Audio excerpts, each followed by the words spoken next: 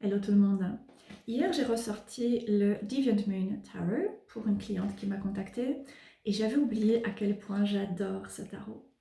Et donc, j'ai eu envie de proposer cette vidéo pour partager mon expérience avec ce tarot et pour également proposer quelques conseils aux personnes qui ont peut-être ce tarot et qui ont du mal à saisir sa voix, sa personnalité et qui donc ont peut-être des difficultés à l'utiliser. Parce que comme je disais personnellement, j'adore ce tarot. Je trouve qu'il a une voix tout à fait unique et il a une place tout à fait unique dans ma collection également.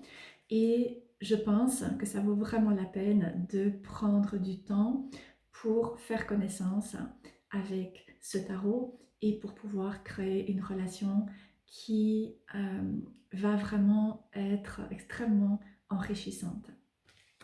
Donc il s'agit du Deviant Moon Tarot qui a été créé par Patrick Valenza. Si je ne me trompe pas, le livret est traduit en plusieurs langues. Donc il s'agit d'un livret blanc qui est proposé avec plusieurs traductions. Je ne l'ai pas dans la boîte et je ne sais pas où il est, mais je suis relativement certaine qu'il s'agit d'un livre qui est traduit en quelques langues. Donc le tarot a été publié chez US Games, donc assez souvent c'est le cas. Alors le dos des cartes est comme ceci. Comme vous le voyez, le format est un peu atypique en comparaison avec le tarot des vampires qui a une taille un peu plus standard. Vous voyez que ce tarot est légèrement plus étroit et il est aussi plus haut. Alors personnellement, j'ai d'assez grandes mains, donc ça ne me pose pas nécessairement de problème, mais ça peut éventuellement venir amener un certain inconfort pour certaines personnes pour mélanger les cartes. Maintenant, je trouve que ça fait tout à fait partie de la personnalité de ce tarot. Donc, il s'agit d'un tarot qui est empreint de cette énergie cette atmosphère très steampunk et qui est inspiré de l'ère post-industrielle et du post-industrialisme. Et les personnages ont un côté un peu monstrueux également, tout à fait en lien avec ces énergies. C'est un tarot qui suit relativement le système du Rider-Waite-Smith dans les illustrations. Donc de ce côté, il est relativement facile à utiliser. Maintenant, si je devais le décrire, personnellement, je m'imagine un événement, peut-être un festival, et il y a un groupe de personnes un peu à l'écart, mais pas trop en retrait, qui est assez bruyant. Alors, ce n'est pas des personnes qui sont complètement torchées et qui se font remarquer, ce sont des personnes qui sont prises et absorbées dans des conversations vraiment très passionnées. Il y a plusieurs personnes qui parlent en même temps et qui viennent apporter des points de vue différents, qui viennent rebondir sur certaines choses qui ont été dites. Et la conversation est donc très dynamique, très stimulante et très enrichissante également. Et étant donné que ce groupe est composé de personnes assez éclectiques, avec un style assez affirmé et clairement non conventionnel et qui est assez animé, eh bien, il va avoir tendance à attirer des regards et des commentaires un peu désapprobateurs de la part de personnes un peu bien pensantes. Mais il va également fasciner certaines personnes qui vont commencer à se rapprocher de ce groupe pour tenter d'écouter les conversations et peut-être même oser prendre part aux échanges. Donc c'est un peu de cette manière dont je me représente ce tarot et les sujets qui sont abordés peuvent vraiment être très variés. Les personnes peuvent tout à fait parler des effets dévastateurs de la technologie sur l'environnement, que des dégâts de la drogue chez les jeunes, que de sujets plus philosophique, métaphysique et même spirituel. Donc voilà, c'est un tarot que personnellement je trouve extrêmement éclectique, très varié et pourtant avec une personnalité tout à fait unique. Donc je l'utilise pour n'importe quel type de tirage, mais pas avec tout le monde. Donc il va tout à fait être adapté pour des tirages relationnels. Il va être très clair de ce côté. Il va également tout à fait parler pour des tirages plus professionnels. Il apporte des points de vue qui sont vraiment très pertinents et très intéressants. Il peut également aborder l'aspect spirituel. Alors, peut-être dans une perspective assez large, mais je pense que son point fort, c'est vraiment de ramener à des aspects plus concrets.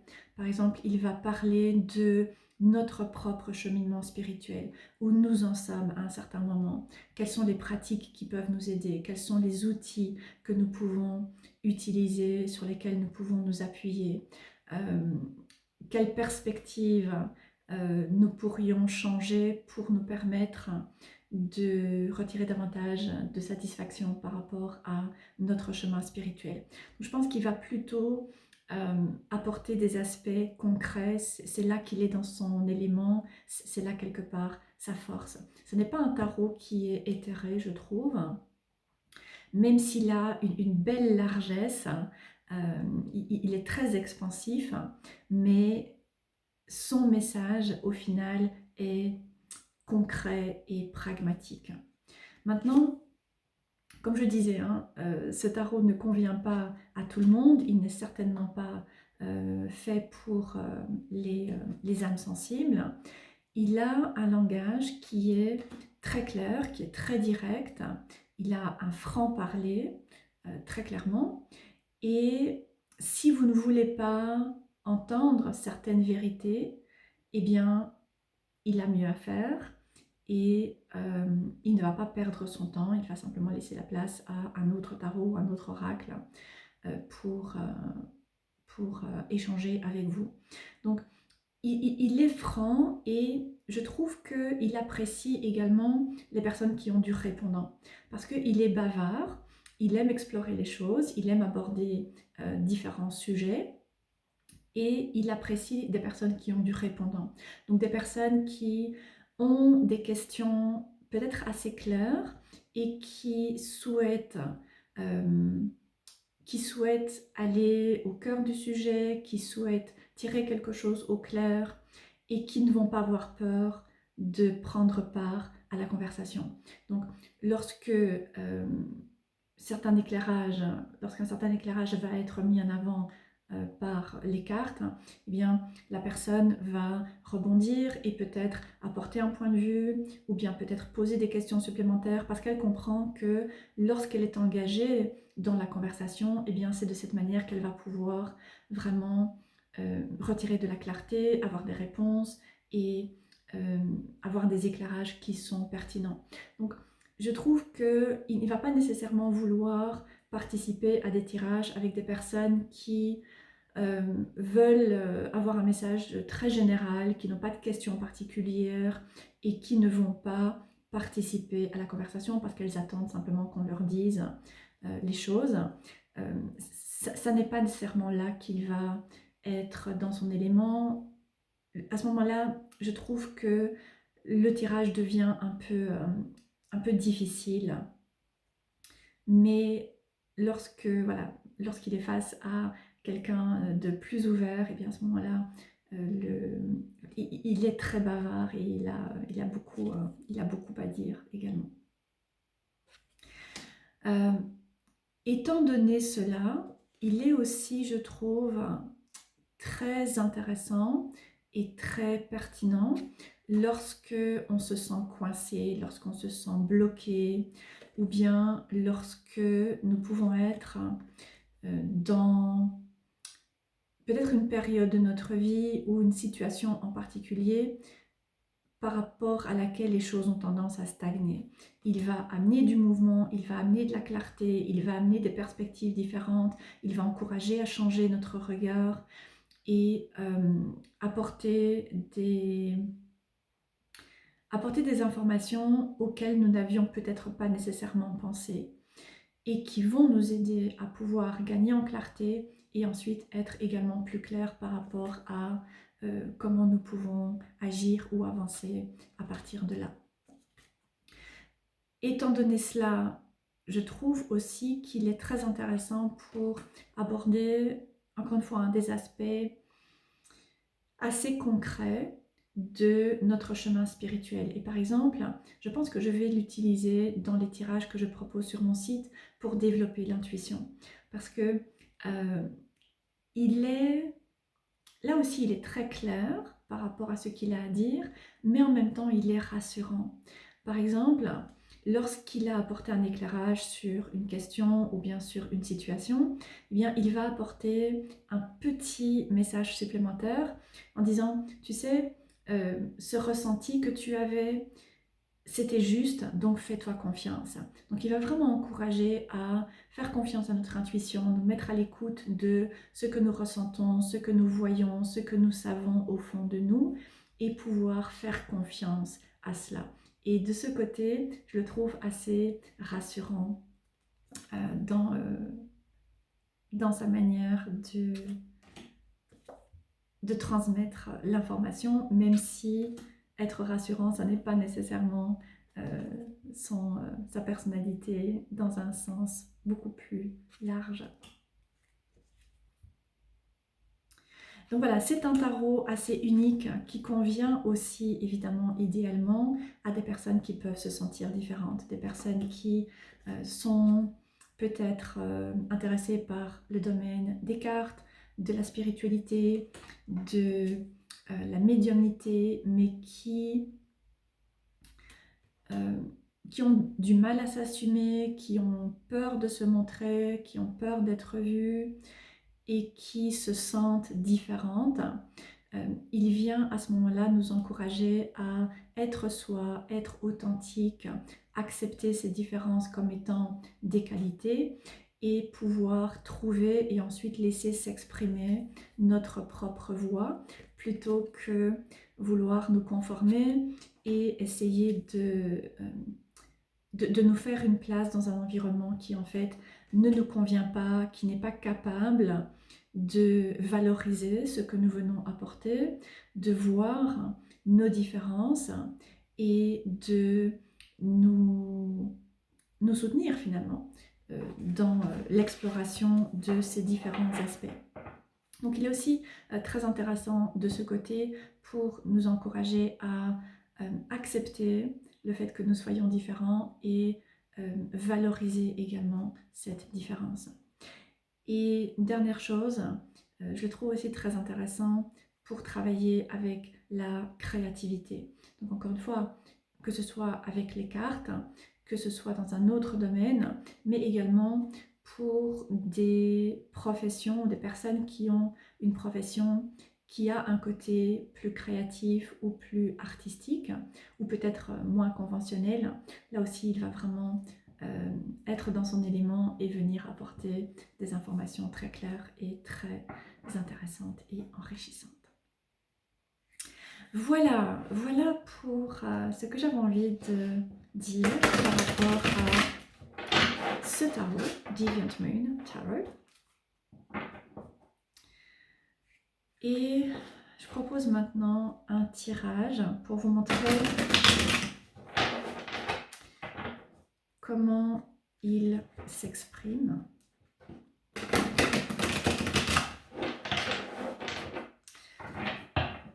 Ok, alors,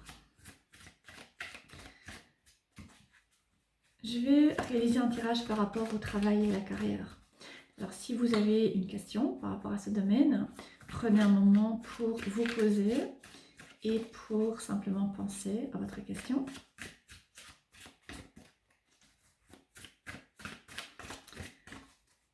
Ok, donc imaginons que nous nous sentons coincés par rapport au domaine du travail, de la carrière. Et donc, nous nous tournons vers ce tarot pour demander un conseil.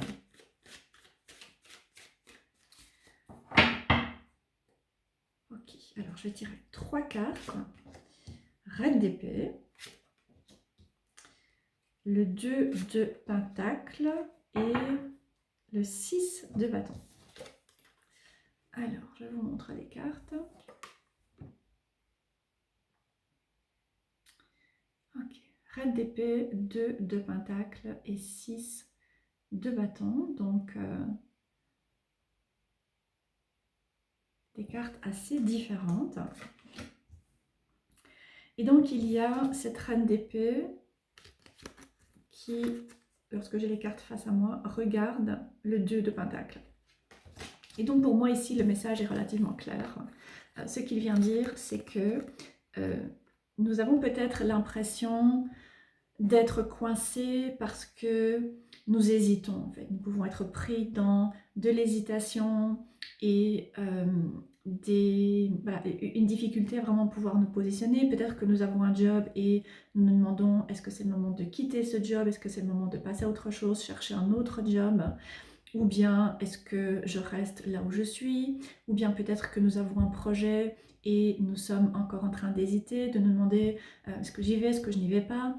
Et ici le message est extrêmement clair. Il y a cette reine d'épée qui vient nous dire il est temps maintenant de prendre une décision, il est temps d'arrêter de passer de l'un à l'autre et de nourrir et alimenter cette énergie de confusion et d'hésitation. Il est temps maintenant de prendre une décision de manière très claire et de s'engager dans ce que nous voulons créer, réaliser et manifester. Il n'y a pas d'autre terme qui me vient par rapport à l'aspect professionnel et carrière. Donc si nous avons un projet, c'est le moment d'y aller, c'est le moment de suivre une formation, c'est le moment de prendre une décision, c'est le moment d'envisager de manière concrète les étapes pour pouvoir avancer. Et la reine d'épée vient ici nous dire que nous savons au fond de nous quelle est la décision à prendre et donc maintenant il est temps de le faire.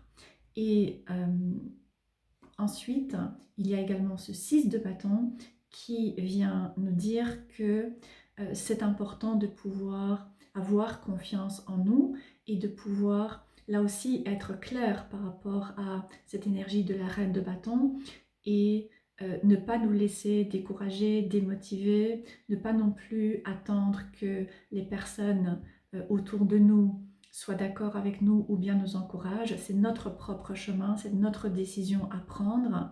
Et même si les personnes autour de nous ne sont pas nécessairement encourageantes, c'est à nous de prendre la décision et c'est à nous de nous sentir suffisamment confiants par rapport à ce que nous voulons dans le domaine du travail et de la carrière. Donc vous voyez que ce tarot vient apporter une réponse extrêmement claire, pas d'ambiguïté, le message est clair, il est direct et il est honnête et il vient apporter des étapes assez concrètes également pour nous aider à sortir de cette stagnation. Alors ce tarot est très bavard et il a beaucoup à dire sur beaucoup de sujets et il sait ce dont il parle. Donc généralement je l'utilise seule, mais de temps en temps j'aime également le clarifier avec le Earthbound Oracle ou bien même avec le Oracle of Shadows and Light de Lucy Cavendish, l'oracle des ombres et lumières, si je ne me trompe pas, en français. Et donc je vais vous montrer maintenant comment utiliser ce tarot avec un oracle. Et je vais utiliser l'oracle de Lucy Cavendish. Donc imaginons que nous faisons un tirage du jour, tout simplement. Alors, quel est le message pour la journée? Et donc je vais tirer une seule carte.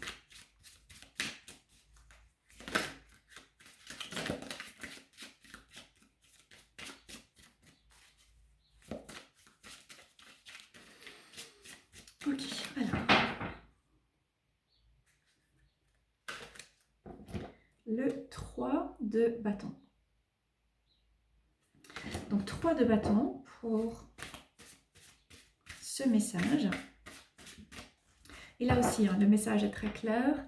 Le 3 de bâton vient nous encourager à aller de l'avant, nous ouvrir à quelque chose de nouveau et élargir nos horizons également. Et ici, le message tout particulier de ce tarot, c'est que si nous voulons pouvoir avancer, donc s'il y a différentes choses que nous voulons mettre en place par exemple dans la journée, non seulement c'est important de nous ouvrir à des possibilités, donc de ne pas rester dans ce qui est habituel, dans ce qui est confortable, mais de commencer à nous ouvrir et ensuite d'être attentif à certains schémas de pensée ou bien certaines émotions ou bien certains comportements habituels qui ont tendance à venir nous saboter. Et maintenant, je vais clarifier avec l'oracle des ombres et lumières de Lucy Cavendish.